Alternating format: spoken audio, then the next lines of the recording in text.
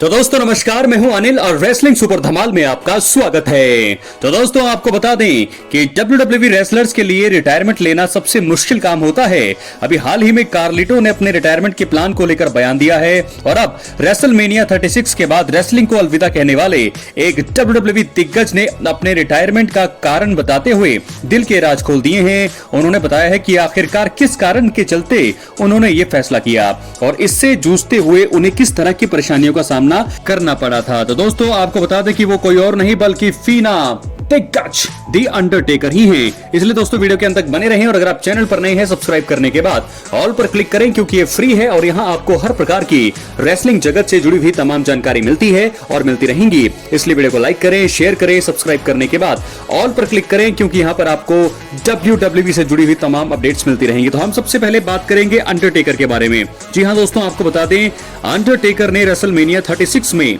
AJ Styles के साथ बोनयार्ड मुकाबला किया था। उसमें जीत मिलने के कुछ समय बाद I the last ride documentary के अंत में दिग्गज ने अपने रिटायरमेंट की घोषणा कर दी और अब हाल ही में अपनी 6 फीट अंडर पॉडकास्ट में अंडरटेकर ने बताया है कि आखिरकार वो कौन सा कारण था जिसके चलते उन्होंने अपना रेसलिंग करियर खत्म करने का फैसला लिया था। 3 दशक तक रेसलिंग फैंस का मनोरंजन करने वाले अंडरटेकर ने बताया कि इस फैसले के चलते उन पर क्या बीत रही थी। दोस्तों आपको बता दें द अंडरटेकर ने असली कारण बताते हुए कहा, मेरे दिमाग में, आंख में मैं अब भी काम कर सकता था लेकिन दिल के मुताबिक मैं जाना चाहता था। मुझे मालूम था कि मैं खत्म हो चुका हूं और मेरे अंदर गैस खत्म हो चुकी है। मुझे ये बात मानने में वक्त लगा, हालांकि मुझे मालूम था कि मैं सही काम कर रहा हूं। इसके बाद भी एक बड़ा खालीपन था। मैं सोचता था कि अब क्या करूं। मुझे नहीं मालूम कि मैं कोच करना चाहता था। मुझे नहीं मालूम कि मैं ये करना चाहता था। मैंने 30 से ज्यादा सालों तक यही जाना है। तो दोस्तों ये तो था बयान अंडरटेकर का और आपको बता दें कि अंडरटेकर रेसलमेनिया 30 में ब्रॉक लेसनर से मुकाबला कर रहे थे। इस मुकाबले के दौरान ही अंडरटेकर की रेसलमेनिया में कभी न हारने वाली स्ट्रीक भी खत्म हो गई थी और ये वही जगह है जहां पर रेसलमेनिया 42 होने वाला था।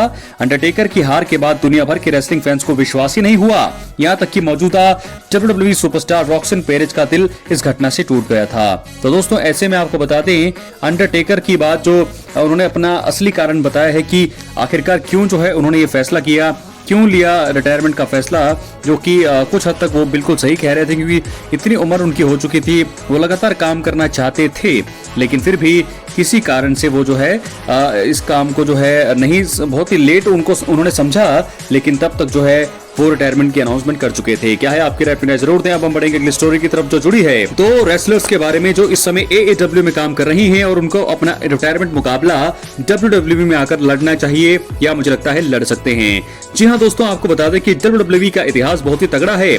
सालों से कंपनी फैंस का भरपूर मनोरंजन कर रही है।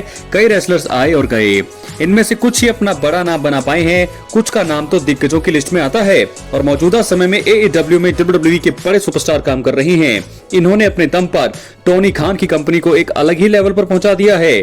कुछ तो बहुत जल्दी रेसलिंग को अलविदा भी कह देंगे। खैर इस वीडियो में दोस्तों 2 दिग्गजों के बारे में बात करूंगा जिन्हें AEW से WWE में आकर के अपना रिटायरमेंट मुकाबला लड़ना चाहिए और वो कोई और नहीं, एज आपके सामने स्क्रीन पर है। एज की हम बात करेंगे दोस्तों। आपको बता दें कि WWE में एज ने काफी लंबे समय तक काम किया। अपने खास कैरेक्टर से उन्होंने खूब वाहवाही लूटी। 1998 से 2023 तक WWE में उनका लंबा रन रहा।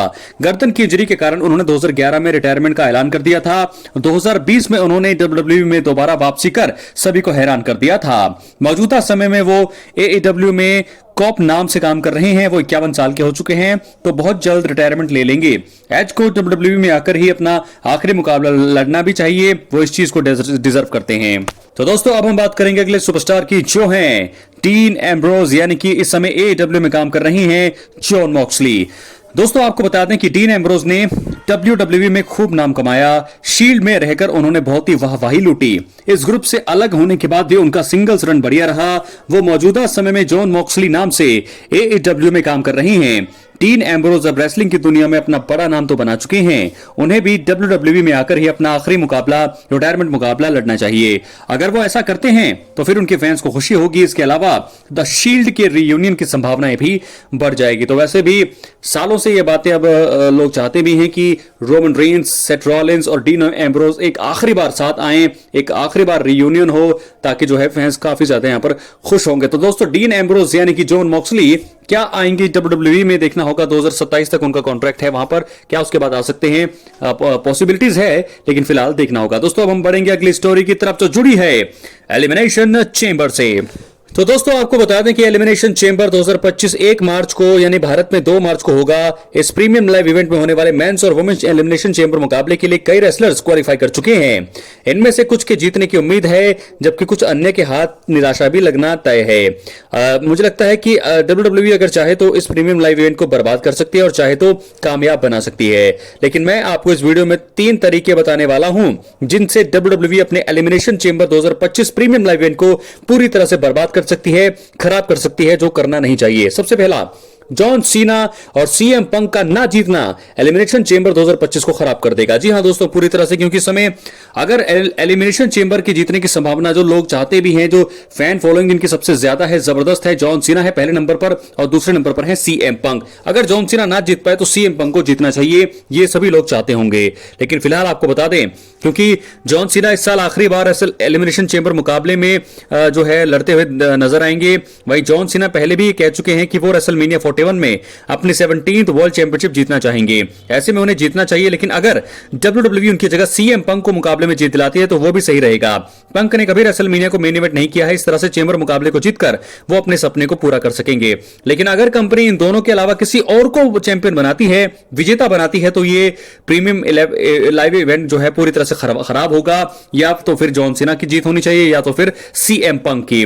अगर मुझे लगता है कि क्योंकि सेथ रॉलिंस को दोस्तों रोमन रेंस आकर के देखेंगे, लेकिन अगर उसके अलावा कोई और जीतता है तो निराशा हाथ लगेगी WWE के, फायदा भी नहीं होगा।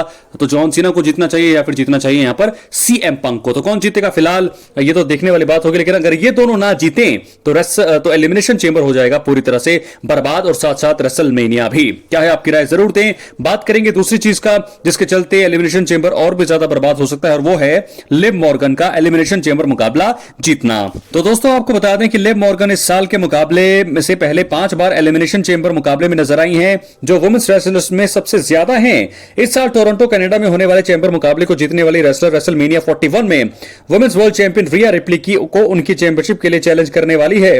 और आपको बता दें कि जो है यहां पर चैलेंज तो करेंगी रिया रिप्ली को। अब अगर 2025 में दोस्तों नजर डाली जाए तो पूरा ही साल यहां पर लिव मॉर्गन और रिया रिप्ली के बीच स्टोरी का रहा है। ये रॉ नेटफ्लिक्स डेब्यू एपिसोड में तब खत्म हुई थी जब रिया ने लिव से वुमेन्स वर्ल्ड चैंपियनशिप जीती थी। अब अगर लिव मॉर्गन इस साल चैंबर मुकाबला जीत जाती है तो एक बार फिर वही स्टोरी होगी जिससे फैंस पहले भी बोर हो चुके हैं, तो ये सही नहीं होगा। लिव मॉर्गन की जगह यहां पर रॉक्सन पेरे जीत सकती है, यहां पर कोई और सुपरस्टार जीत सकती है, बियांका ब्लेयर, एलेक्सा ब्लिस जीत सकती है, नियोमी जीत सकती है, लेकिन यहां पर लिव मॉर्गन को जीतना नहीं चाहिए। बात करेंगे अपनी आखिरी मेन इवेंट स्टोरी का जो जुड़ी है रॉक से। एलिमिनेशन चेंबर बर्बाद हो सकता है अगर रॉक का ऑफर स्वीकार कर ले कोडी रोड्स। जी हां दोस्तों, undisputed WWE champion Cody Rhodes पिछले साल द रॉक के खिलाफ स्टोरी कर रहे थे। उन्होंने अपने तरीके से यह साबित किया था कि वो किसी के दबाव में आकर काम नहीं करने वाले रेसलर्स में शामिल हैं। अब अगर वो एलिमिनेशन चैंबर 2025 में द रॉक के आत्मा मांगे जाने वाले ऑफर को स्वीकार कर लेते हैं तो उससे न सिर्फ उनकी इमेज को नुकसान होगा बल्कि फैंस का साथ भी उन्हें मिलना जो है बंद हो जाएगा। ऐसे में उस पूरी स्टोरी का कोई मतलब ही नहीं रहेगा जो कोडी रोड्स ने पिछले साल की थी। इस तरीके से WWE अपने elimination chamber premium live event को पूरी तरह से खराब कर सकती है। तो दोस्तों हम सभी चाहेंगे कि उनके ऑफर को वो स्वीकार ना करें। कोडी रोड्स जो है हील ना बने, हालांकि हील जब वो बनेंगे तो अच्छा रहेंगे, लेकिन WWE के हिसाब से देखा जाए, सोचा जाए तो ये एक गलत फैसला हो सकता है। क्या है आपकी राय, अपनी कमेंट बॉक्स में जरूर दें। दोस्तों मिलते अगले वीडियो में, तब तक के लिए बहुत बहुत धन्यवाद।